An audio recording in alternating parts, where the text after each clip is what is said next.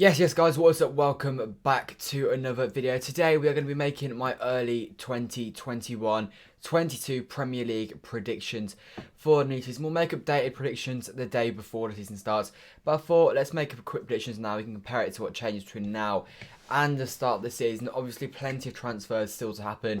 The transfer window doesn't end until a bit into the season, the 31st of August is when that shuts.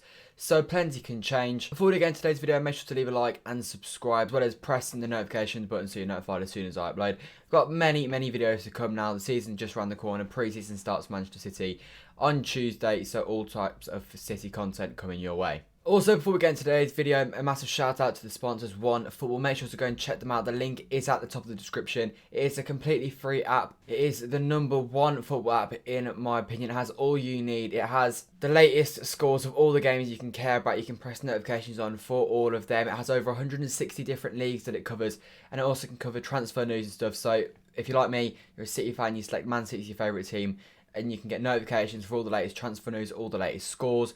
When the lineups come out, you'll be able to look at them straight away. It is a must-have app, in my opinion. Make sure to go and download it. It'd be massively appreciated. Link is at the top of the description, like I said, and it is completely free. Anyway then, let's get on into the video. We're starting off with 20th place, and I'm going with Brentford. Newly promoted side under Thomas Frank. They failed the season before, but this year they did win the playoffs against Swansea. Ivan Toney, the main man. I've got on bottom. I see them being a bit like Norwich were 2 years ago when they came to the Premier League. They play nice football, but almost too open, too nice, and as a result, I think they might get picked off by the big teams and even the smaller teams. I just think teams got more grit than them, and I think that'll come back to cost them. I think Toney will bag about 10 goals, no more, no less. I think he might start off quite brightly, similar to the way Pukki did once again in the 1920 season. But yeah, for me, Brentford to come last. 19th, I'm going with Norwich City. Once again, I see him going straight back down. They are a team that are too good for the Championship, quite clearly. As a result, they have come up as Championship winners the last 2 times they've been in the Championship. But they're just not made for the Premier League. Like Brentford, too open, too expansive, will get picked off by all teams in the Premier League. The 11-12 season is the only season in the last decade that Norwich have been able to survive the drop in the Premier League. So yeah, they're just not really built for the Premier League. They're clearly too good for the Championship. As a result, I think they've got the most promotions of any team in Championship history. But yeah, I can see them going down in 19th. They have also lost Buendia since last time. A massive loss and a great pickup by Villa. I see them and Brentford being gone before May. Anyway then, let's move on to 18th place, the final spot in the relegation zone, and I'm going with Newcastle. Steve Bruce's Tyneside team. They started quite comfortably last year. Somehow they were not a good team. It just happened there were so many teams worse than last year. There were so many bad teams in the Premier League last year. This year I see it being too much for Newcastle. Their squad isn't great. Their manager's pretty poor. I just can't see it going well for them this year, and as a result, I've got them finishing in the relegation zone. Although I do think we late in the season that they do get relegated, it might be go down, and it might even go down to the last day. In 17th place, staying up by the skin of their teeth, I've got Crystal Palace. Newly appointed Patrick Vieira as the manager this summer, formerly managing New York City, Nice, and the City Academy. I'm not sure he's got the experience really that's what they need, although maybe building for the future he could be the man. They've lost a lot of players since last year. A lot of players have gone on free contracts. They're going for a bit of a rebuild job this year. If they can keep hold of Will Zaha, that could be big. They made a few young signings. If they can stay up this year, I think they'll be buzzing with themselves. Palace, like I said, there's a major rebuild job going on. So for them, the aim this year has got to be to just stay up, and then from that point onwards, they can build from that point. 16th place, I've got Watford, newly promoted once again back to the Premier League. Only 1 year spent in the Championship for them. They did come second, just behind Norwich. I think they've got a decent side. I think they will be alright. I think they'll be safe this year. I don't think they'll be glamorous. I don't think they'll be anything special. But I do think they've got enough to stay up. I think the Premier League experience in their side might come in quite handy for them. Then moving on into 15th place, we have got Burnley, who, I mean, we all know they're not going down. Sean Dyche, he's such a good manager. It was limited resources every year. They've spent literally nothing for the last, God knows how long they've been in the Premier League. But every year they seem to put out the bag. So around Christmas time you're thinking, oh, this is it, Burnley's year, they're going to go down, they're playing poorly. And then second half of the year, they put out the bag and end up being fairly safe. I didn't see them being dragged into a relegation battle this year. I think the whole time they've been pretty safe.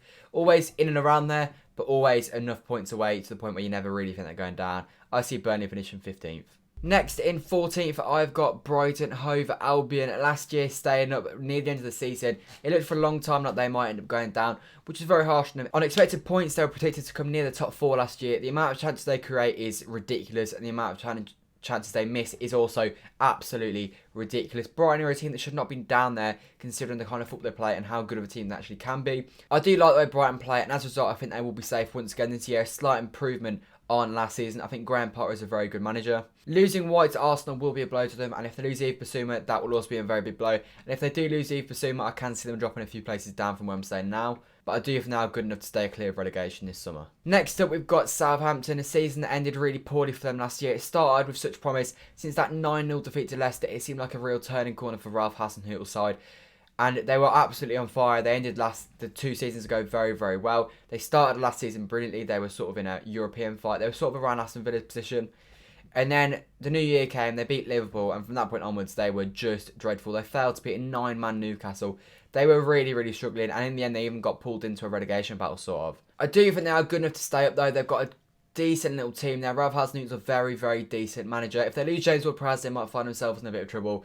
But assuming they don't, I think that'll be fine, and that's why I've got them in 14th. In 12th, I've got Wolverhampton Wanderers. The first year back in the Premier League for them was a majorly positive one. They ended up finishing in the European spots. Then the following season, they got close. They didn't quite get it, though. And then last season was a major, major disappointment for them. Obviously, a key factor in that was losing their star talisman, Raul Jimenez, who does look to be back fully fit for the new season. They've lost Nuno since last season. They've appointed another Portuguese manager, obviously Nuno going to Tottenham. And not as good as they once were. There's things that Neves might end up leaving this summer, potentially to Manchester United. If they lose him, that could be a big loss. Once again, though, I don't see anything special from them this year. I don't see them reaching the heights that they did on their first year back in the Premier League. So yeah, I see mid-table mediocrity this year for Wolves. Next up, last year's surprise package, we have got West Ham United getting European football last season. And that means that this season they'll be playing in Europe, and I think that could take its toll on their squad. They've lost Jesse Lingard this year. It looks unlikely that they're going to get him to return this summer. Players like Dawson and Souček, who had absolutely incredible years last year, I can't see them having quite the same impact. Same with Soufal at right back. Still think they do okay, but like I said earlier, that European football will take its toll. They've not got a deep squad for it, and as a result, they may struggle. However, I do not see them getting pulled into a relegation battle this year, and I can see them fairly comfortable in mid-table. Next up, Leeds United, Marcelo Bielsa's side had a very, very good season last year, finishing in the top half of the league. Very, very positive if you are a Leeds United fan last season, in my opinion, and I think as a result they will finish best of the rest once again this year.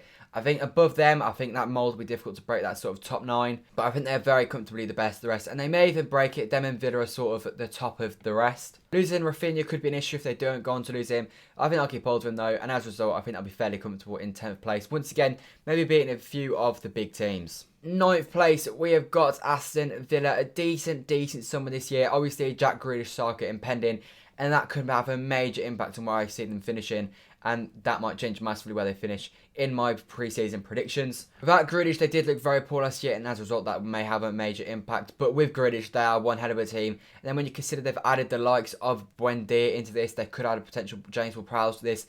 They're looking good. They could do decent damage to a few decent sides this year.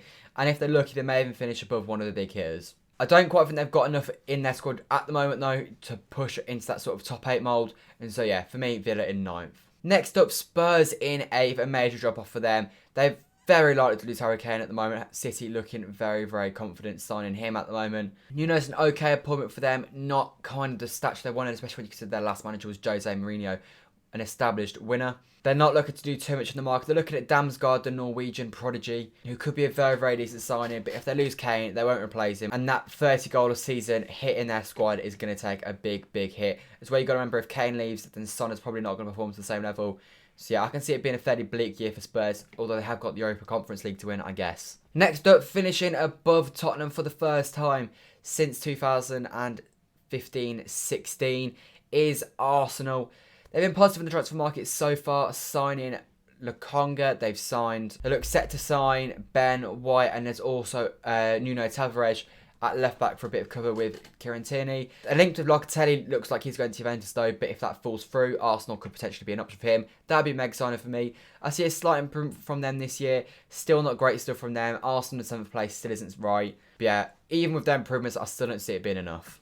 In sixth, and this means European football, I see Everton. Rafa Benitez has taken the helm at Goodison Park, and in my opinion, this is a very underrated appointment. Rafa Benitez is a very, very good manager. We saw at Newcastle, he had a crap squad, and he kept them up, and he did well with them. At Liverpool, he won European Cups. He was majorly appreciated by the Liverpool fan base.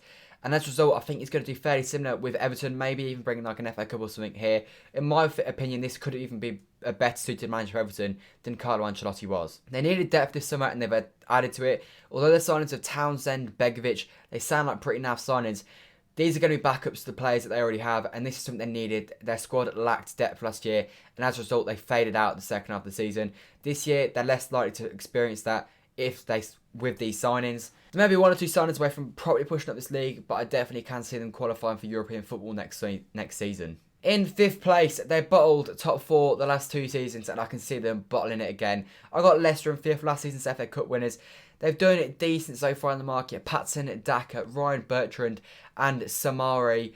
All very, very decent signings. I can't say I know too much about Samare or Daka, but from what I've heard, they seem like decent players. I personally see him being in the top four with the last few games to go once again, but I see him bottling it late in the season. Roger Sides always seems to do that. He did it with Liverpool in 13-14, and he's done it twice with Leicester. I see him bottling it once again. Now we break into that top four mould, and I'm going with Chelsea in fourth place.